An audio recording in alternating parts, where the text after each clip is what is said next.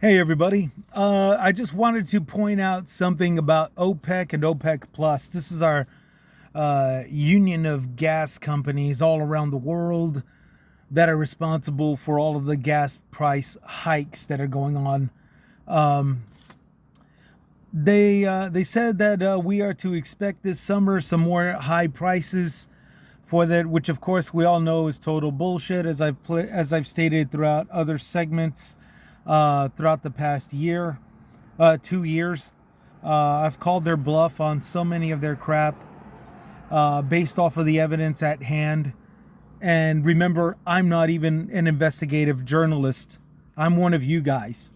I'm a guy that works 9 to 5, 9, 10 hours a day, and I'm out here trying to make ends meet no differently than the rest of you. But even I can see the bullshit that's going on with these companies. There's so many deregulative laws that have taken place to where drilling has been done, to where so much fuel and oil, petroleum, is whatever you call it, even natural gas, liquid natural gas, has been drilled and has been produced. So for them to say, "Oh, we need to raise the prices because it's summer because of all you vacationers," that's something I'm also going to call bullshit on. It's true. The employment has dropped down to 3.5%. This is true, but with everything else being hiked in prices, the cost of living is still a struggle. Okay.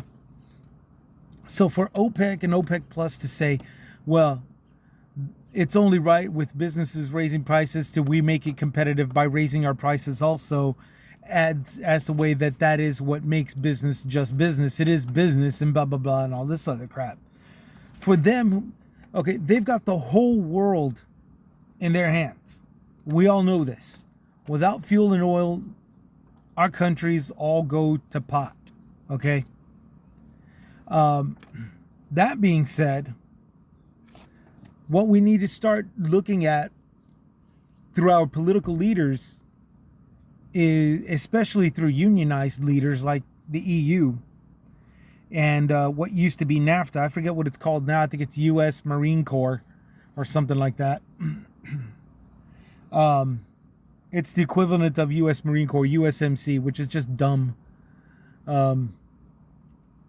What we need to see are these countries unifying in order to step up to these companies that make OPEC, who are all calling the shots and saying that they need to raise prices on this, they need to raise prices on that, and all this other stuff.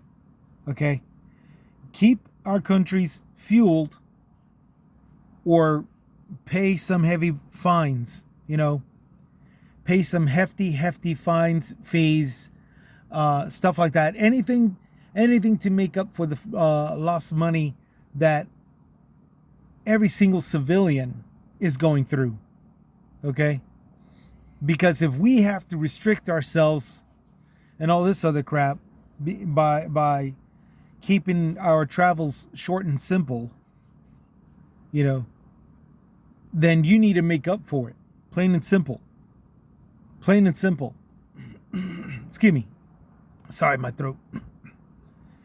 And this is coming from me, somebody that only lives 6.5 miles away from my place of my new job, But before I got this new job, I was working events, setups, and teardowns, which would be in a convention center one week, an auditorium on a different side of town the next, if not an entire city.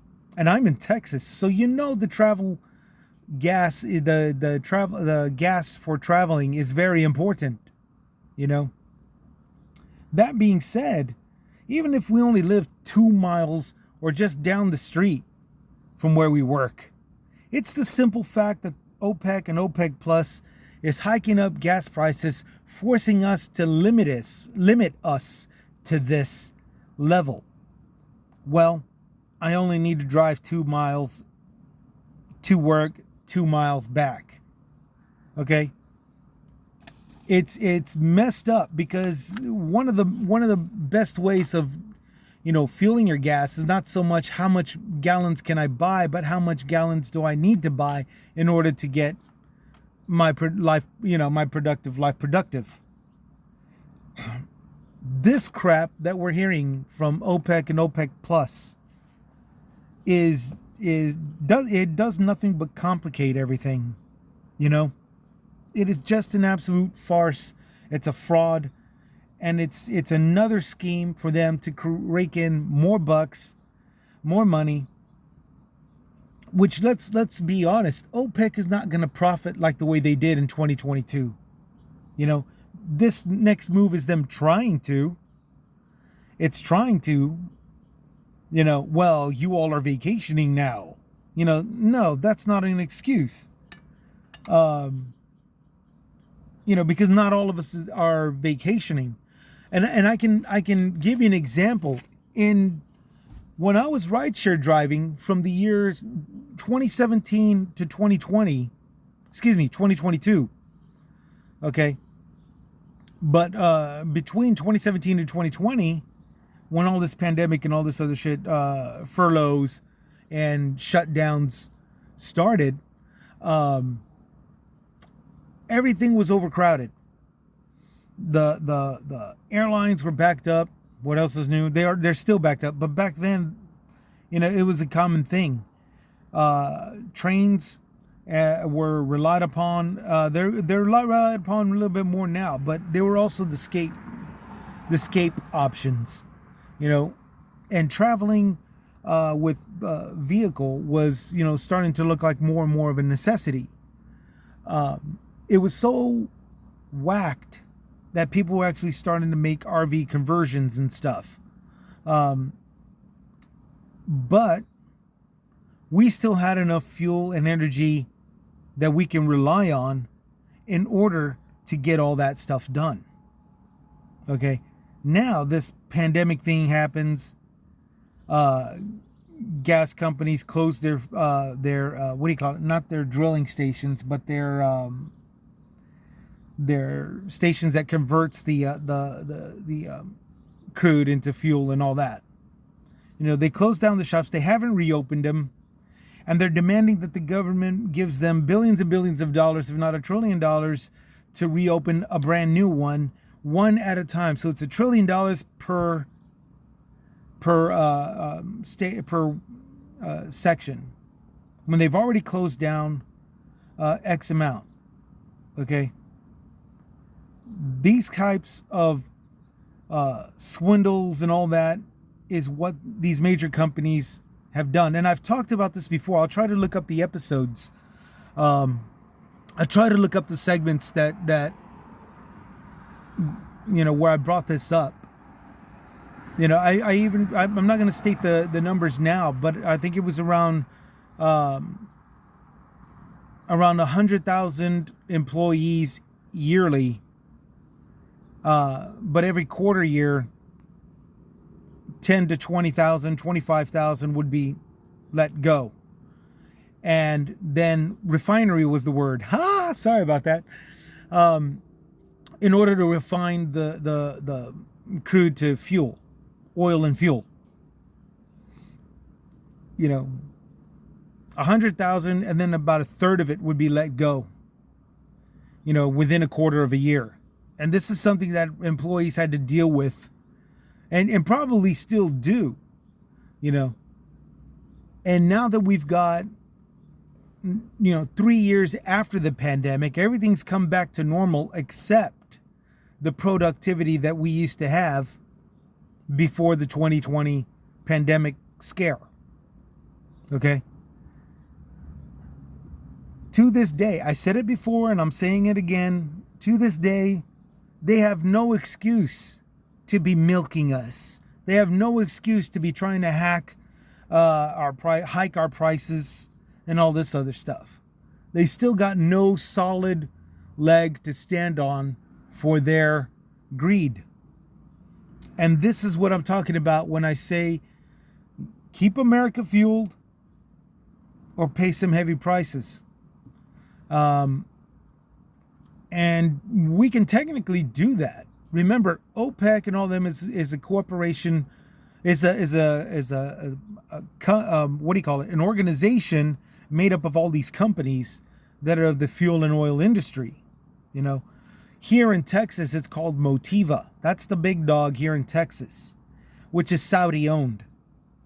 You guys see on the Indianapolis 500 and all those race shows, you'll see a logo in the back. I think it's called Aramco, which is also Arabic owned.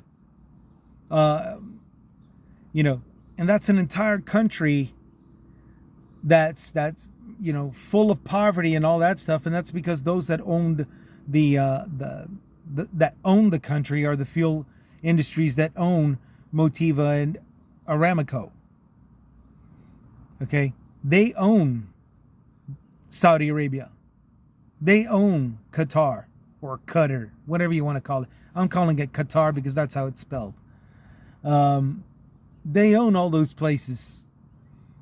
Okay, so they can afford to pay, you know,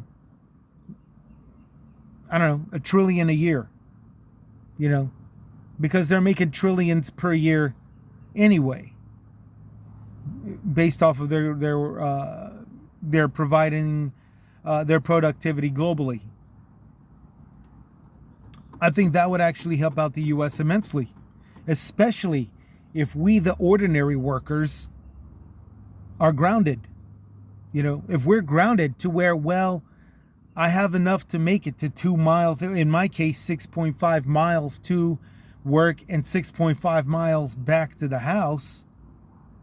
And no matter how much this company that I'm working for now is paying me, because of all the gas price hikes, the hikes in the grocery store, the hikes on medicine, the hikes on hell, our insurance, you know, everybody's going through a price hike challenge right now.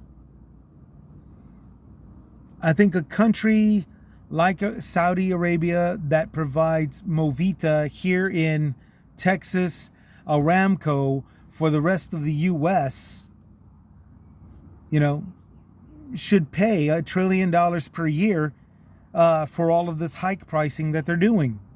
Plain and simple. They've got enough to where they can provide $1.50 per gallon. They charge $1.50. Now, they won't make money in return, but, you know, they have the power to do that. To have it lowered under $3 is not obscene. It's not asking too much. To have it lowered to $2.50 is not too much, you know. And they know this. They know this.